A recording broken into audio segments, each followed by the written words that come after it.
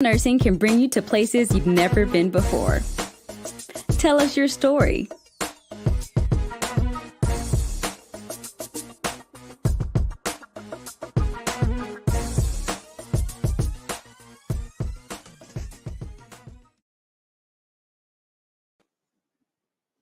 Hi, this is Rita, and it is Tuesday, and a few minutes late here. Normally here on Tuesdays from 10 a.m.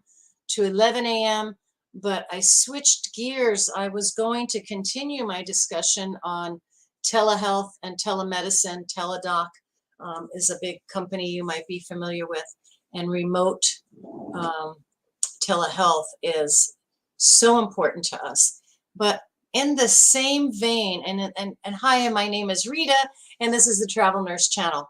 But telehealth is in the same vein of a direction I decided to take today because we need help, right? There's shortages everywhere in industry and in healthcare, and I've seen it in my cohorts and my friends in the healthcare industry that are still involved in it, my personal life and the people that I care for, and we just don't have enough help. So people that need help would be a huge population would be the elderly. Another huge population would be the disabled. And when there isn't staff, then there is certainly less help. It's almost borderline neglect when you can't get what you need for those that need the help, right? And so I think of that from the patient perspective, and I think of that from the caregiver perspective. And so I thought I should probably talk about exciting, fabulous things that are happening around the world. And is it perfect? No. And is it, gosh, there's not really enough light in here, but oh well. But is it real? Yes, it's real. So the things I'm talking about, let me get a sip of water here. I had a rough night. I have an older dog that is, she just can't get through the night. And when she can't get through the night, I can't get through the night. Ay, ay, ay. So feeling a little rough, feeling whatever. But here we are. Okay. All right. Whatever. Just it is what it is. So a robotic nurse, does that make sense to you? Well, yes. If you don't have the staff, what's the next best thing? In places like Singapore, where their resource, like China in many ways, is humanity. They have a lot of people there, right? So they may not have oil, they may not have gold, whatever, but they have a lot of people. And those people are thinking, how can we help the world and so forth, and are looking at the needs like we're talking about here. Healthcare, there's a huge need. Oh, let me open up the line for comments because this is live. We're live on Facebook right now. Travel Nurse Channel is live on Facebook and is also on YouTube.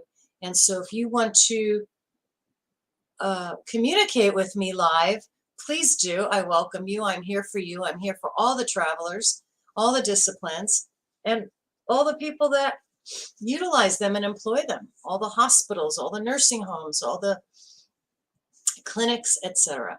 So we're live, and then we're archived. So any of these conversations, that's why I put the titles in. So if you go through them, you have an idea of what the discussion was that day. So anyway, in Singapore, they've created a robot. Is it Grace? Yes, Grace. And in 2021, they gave her a sister, and her name is Sophia. And the goal is to have another body, and they are beautiful robots. They're females.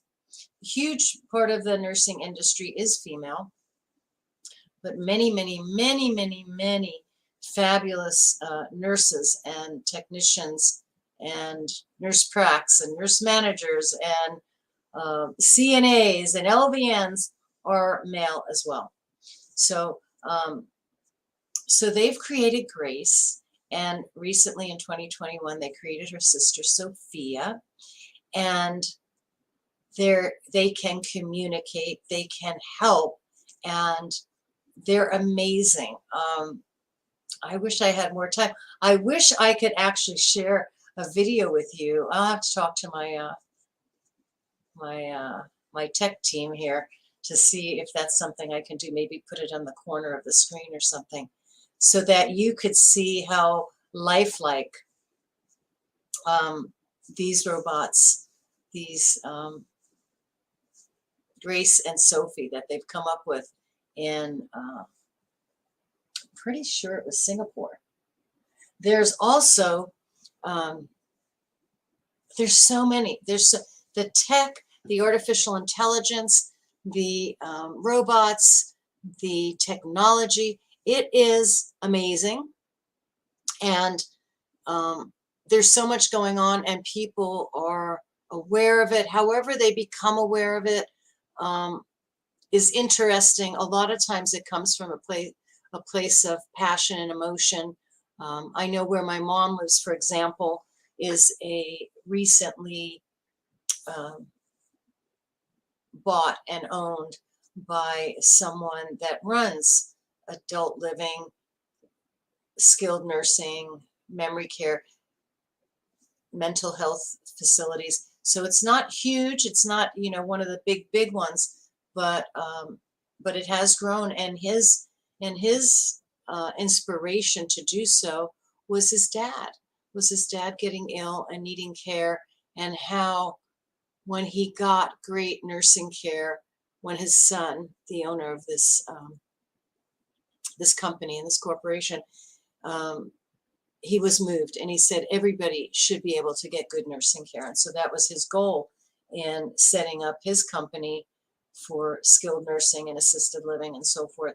And a lot of these companies with utilizing technology and computers and other other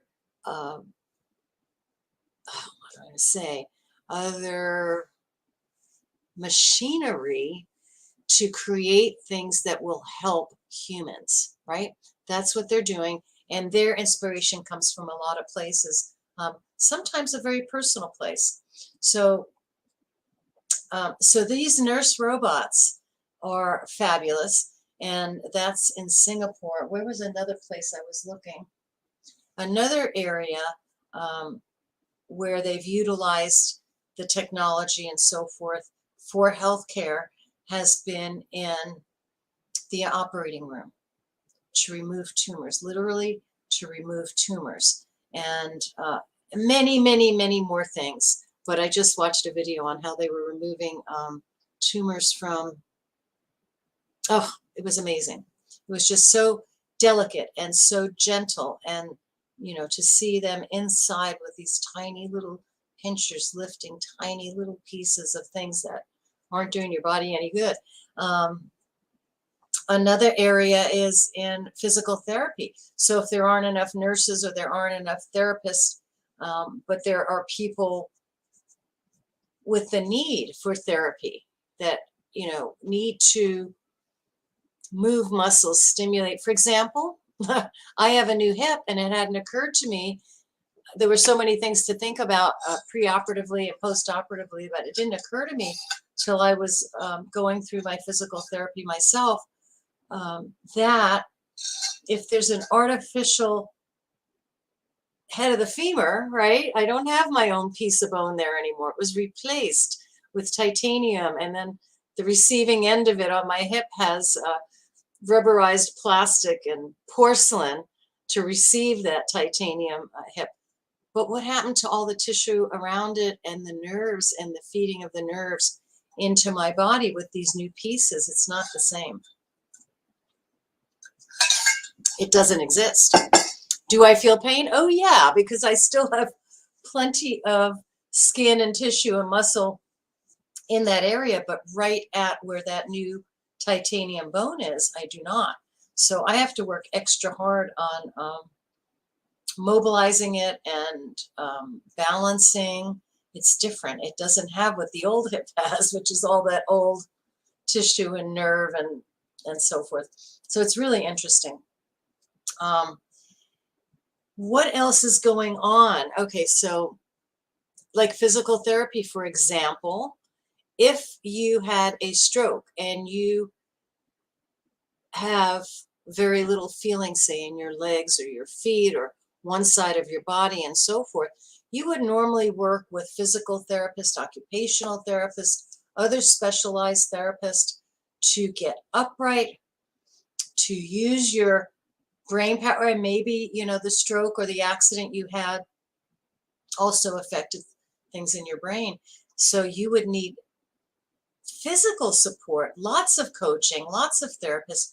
Well, these robots, this artificial intelligence and so forth, these machines are created. So imagine a, not a treadmill, yeah, a treadmill. Imagine a flat treadmill, not raised or lowered, a flat treadmill. And, or in the physical therapy rooms of old, they would just have little wooden structures. It would be like a small street that you would walk, and there would be banisters on either side and a therapist or two around, maybe an aide, and they get you upright and coach you to walk, right? Well, now that can be done without extra therapists, without, you know, it's amazing. It's amazing. It's necessary, and it's real, and it's happening. What's the downside of some of this, of the artificial intelligence, the robots that look like, in Singapore, they built Grace and Sophia, that look like beautiful humans that actually have facial expressions and tons of language. What's the downside of all this? Well, it's very, very expensive. But a thought I've always had, and I'm really kind of a penny pincher. I'm not extravagant. You can see this room hasn't changed in the couple of years that I've been talking to you. Same curtains. Oh my gosh, they've been hanging there. As a matter of fact, they probably could use a good washing. They've been hanging there for years. So I'm kind of, you know, I'm not frivolous when it comes to purchasing and being a consumer and so forth. The most important thing, roof over your head and food on the table and, you know, those basic necessary comforts. But and I'm fortunate that I don't have like expensive hobbies like, you know, car racing or whatever. You know, some of those hobbies can become quite expensive. But I'm careful how I spend. And some things, like L'Oreal likes to say, I'm worth it. Yeah, it's expensive to build these specialized robots, this artificial intelligence, these technology, these magnificent technology advances are expensive.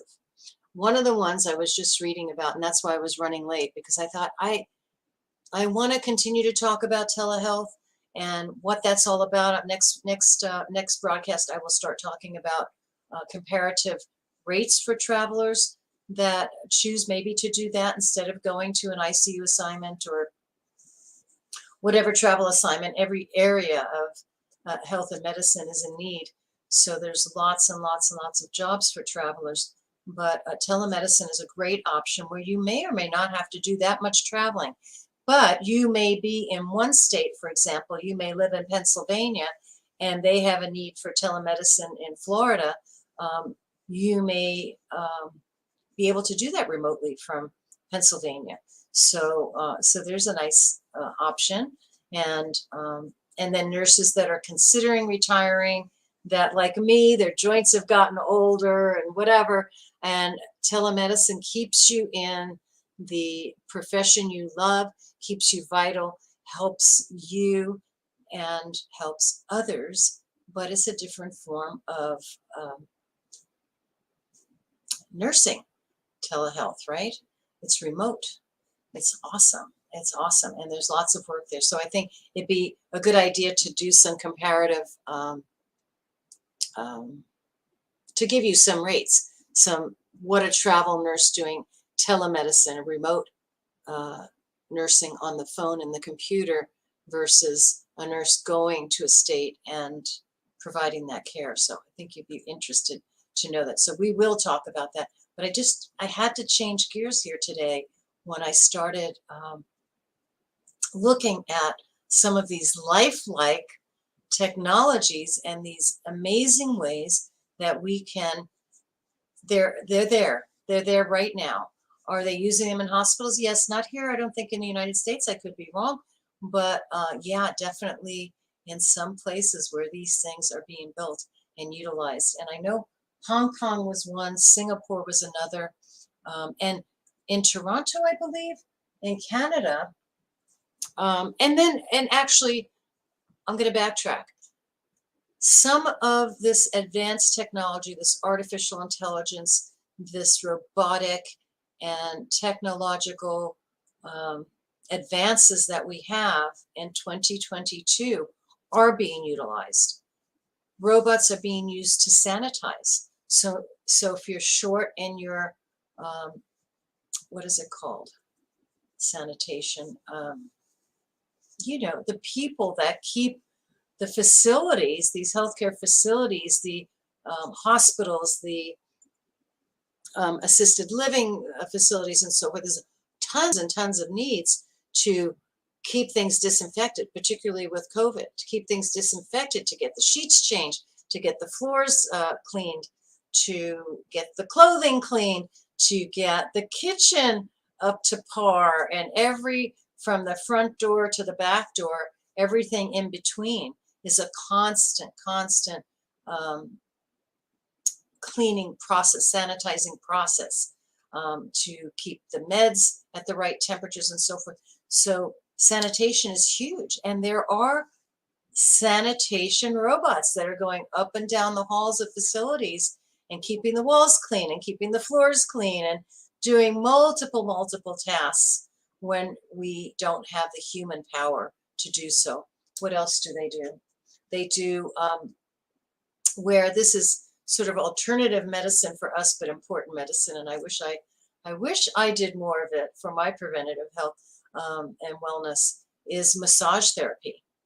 So there's technology and robots and IE to do massage, particularly if, say, it's a rotator cuff or whatever part of the body that is really having issues that needs deep massage or tissue stimulation after an accident or an injury or whatever. There you go. You've got it with technology. And then what was another one I wrote down? Oh, yeah. In the OR, robots have been being used and being specialized and getting better all the time. So the downside is, yes, it's expensive, but as I started to say, I'm worth it. Do I want to continue to buy frozen vegetables or non-organic vegetables, or am I worth it? Should I go to the farmer's market and buy organic strawberries and healthy produce and cleaner food and fresher food than going to the warehouse and buying all this frozen pre-made stuff? Keep it simple, right? So you are worth it. So if you're weighing it out and you go, oh, it's too expensive, and oh, how does that really help humans? Then they don't have the human touch. We're not eliminating humans. We're helping. We're helping. So, for example, I was talking about in physical therapy, same thing in facilities where there are lots of elderly that need help, that need guidance, that need to move but they may have handicaps, I suppose. I mean, I don't move the way I used to, you know, I don't move as fast, right? Boom. I have a little grandchild where I can barely keep up with her. I sort of have to fake run because she's got these little short legs. So I can move faster than her. I mean, I can get from point A to point B faster because I have longer legs, but I can't move as fast as her, right? So in facilities, I'm always backwards, right? Okay, go this. There we go. Okay, center.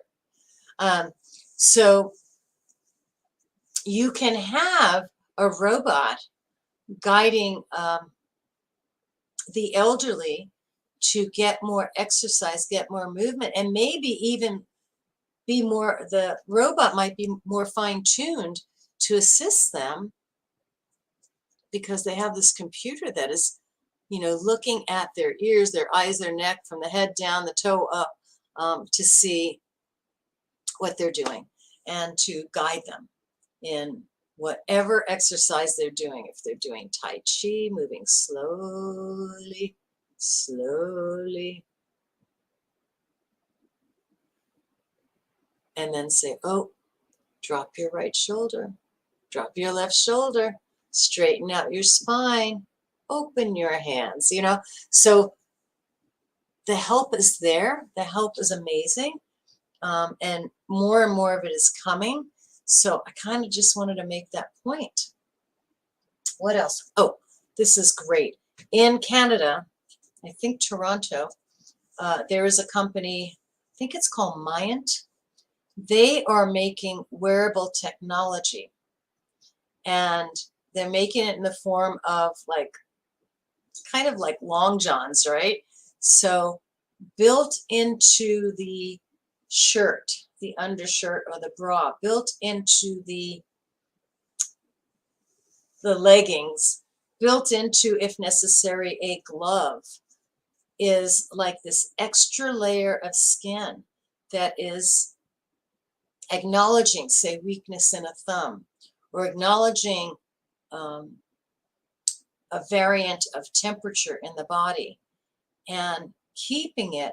So, for example, somebody with Alzheimer's or, you know, advanced dementia, they're very big fall risks because they don't have the memory, or they don't have the sensation of that the oven is hot, or the drink might be hot, or that the floor, maybe they have, oh, the people that can't see, oh my gosh, the technology and the robotics and the AI for people that have those kinds of impairments, visual impairments, hearing impairments, sensation impairments from strokes, memory impairments from dementia. If they were wearing, maybe even, I don't even know if it covers the neck or the head, the neck, but if you're wearing, imagine wearing long johns. So that's covering all of your skin with all of its receptors, hopefully, right? I have plenty of receptors in my hip and the tissue and the skin. It's just down at that level where I now have a titanium hip, head of the femur. It's not the same as having my own bone that was built, you know, that grew with all those receptors. But if you have this artificial underwear, basically, right? Wearable tech is how the company describes it. It's fascinating, folks. It's really fascinating. So we are live here in Southern California. You can see the sun shining in. It's a little cooler, but it gets warm every day. Not bad for March. I have no complaints about the weather in Southern California. And we even got a good amount of rain last week because we're always in a state of drought here in my state, in many parts of my state. But you are welcome to tune in live. Oh, here's somebody. Is the night shift hard, or is it easier because there are less people around? Oh, okay. It's been a long time since I did shift work. And is the night shift difficult, or is it easier because there are less people around? I am going to say neither. It's different.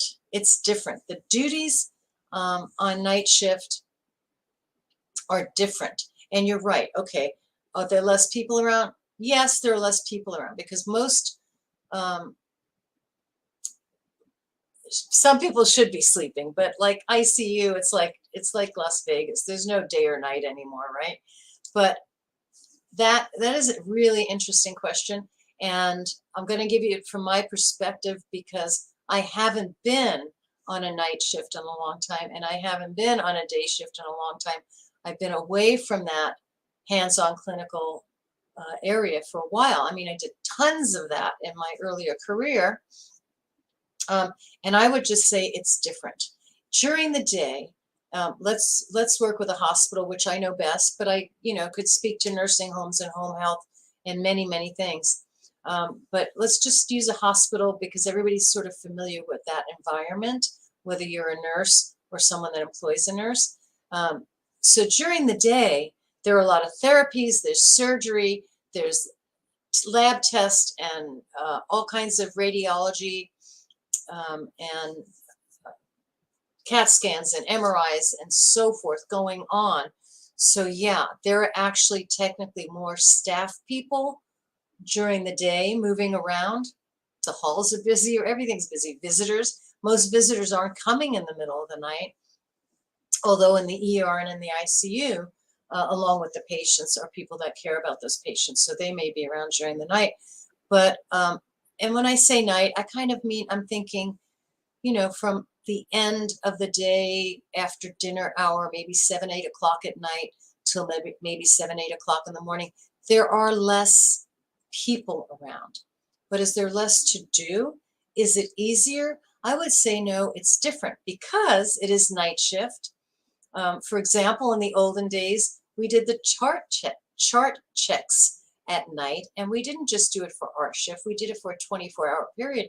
And it's very, very important because maybe a lab test didn't get done, or maybe a therapy didn't get done, or maybe a medicine didn't get ordered. So those chart checks are really vital in this busy workplace with COVID and all the things that are going on. So there are different duties allotted to the night shift, thinking that, well, they might have a little more downtime. It's not downtime, it's just different time. So I can't really say, is the night shift easier or is it harder? It's different. And most people think, oh my gosh, I have to do my night rotation, like I thought when I was doing swing shifts, and we would do, I forget how many weeks on days and how many weeks on nights, but we were just constantly rotating. I did not look forward to the nights because most human beings have that circadian rhythm that puts them awake during the daylight hours, awake during the daylight hours and asleep during the nighttime hours. But there are some people that, for whatever reason, my mom, single mom, worked nights. She locked us in. The older siblings took care of the younger siblings, and she went and worked hard. And then she was just amazing. At one point, she had a second job, and she would come make sure we all got off to school, and then go be a aide at a school and get a little bit more income there. God bless her. My God, what a woman. And here she is, 92 and a half, going strong. Anyway, thanks for the question. Thanks for tuning in. Today's topic is about the help that is here. You can go online and look, just punch in AI in healthcare, or robotics in healthcare, or technology in healthcare, and put latest 2021, 2022, what's going on. It is amazing, folks. It is amazing. And then telehealth, also amazing, also growing by leaps and bounds. I mentioned last week that a surprising area of shortage, not surprising, but an area where there's healthcare personnel shortage that is so necessary and so important is in behavioral. And yes, there is telehealth medicine for behavioral patients, So we will talk about that. We will talk about the rates that are out there and the needs that are out there for travelers. And I will continue to try to get some of my very busy colleagues to chat with me, because they're so interesting, and their stories and their experiences and their thoughts will be so valuable to all of us. So I will do my best to get somebody on the broadcast with me soon, soon, soon. And I welcome your questions, your comments. You can email me, Rita, R-I-T-A, at travelnursechannel.com. You could call anytime, whether we're being broadcast or any other hours. 800, excuse me. I do try to sleep at night. Last night, my dog kept me up quite a bit. One of my dogs. Excuse me. You can always call us either during a broadcast. You can certainly text us on or write to us on Facebook, and we get these live messages like I did. Thank you so much for checking in about your night shift. Is it more difficult, or is it easier? It's different. Or you can call 800-737-6518 and ask about us. If you are a sponsor, if you wish to be a sponsor, if you want to advertise, we have many, many thousands of viewers and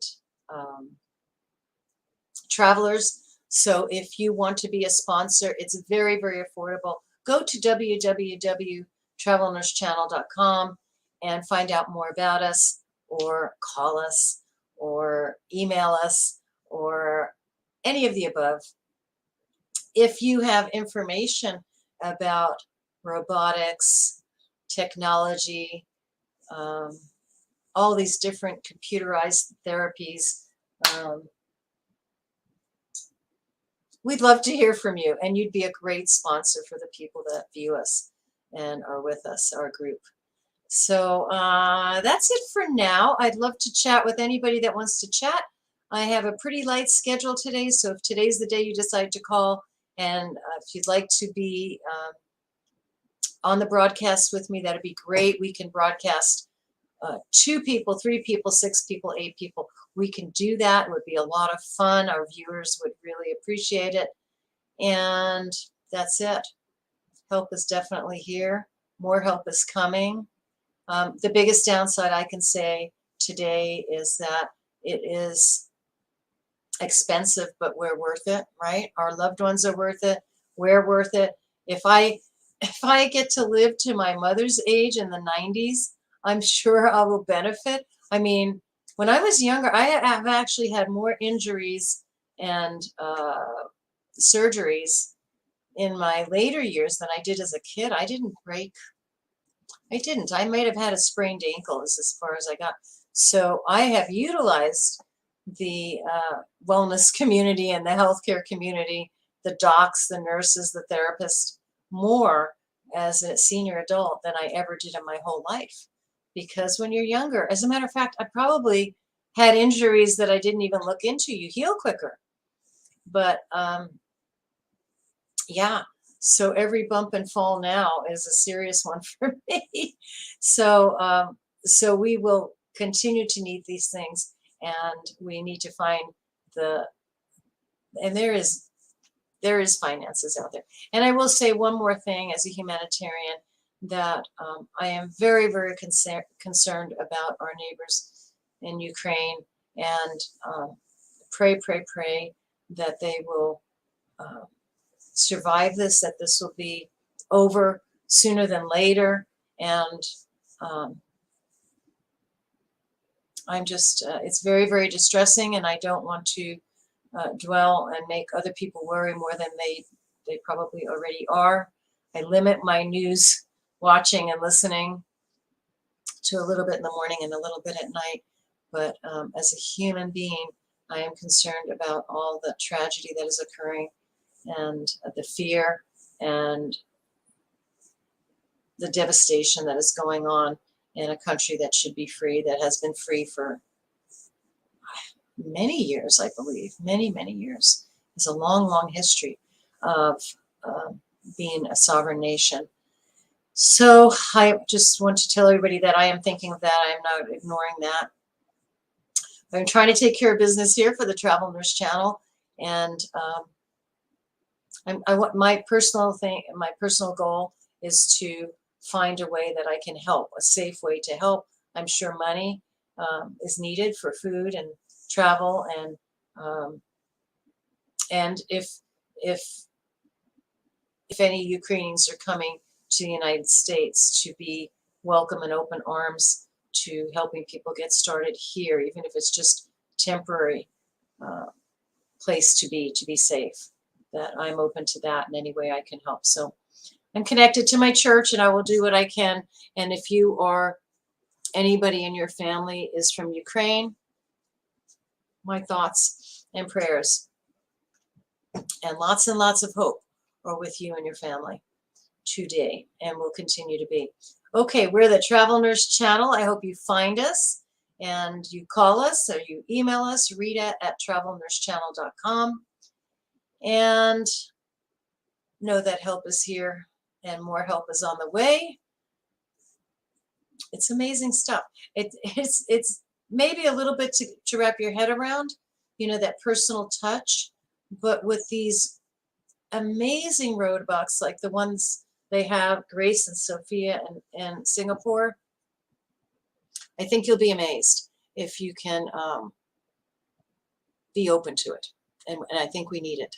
Okay, folks, thank you so much. Hang on. We've got a small little brand commercial I think you'll like. And thank you for tuning in. Thanks for your question about night shift. And I'll see you next Tuesday at 10 a.m. Pacific Standard Time. Thanks a lot. Travel nursing can bring you to places you've never been before. Tell us your story.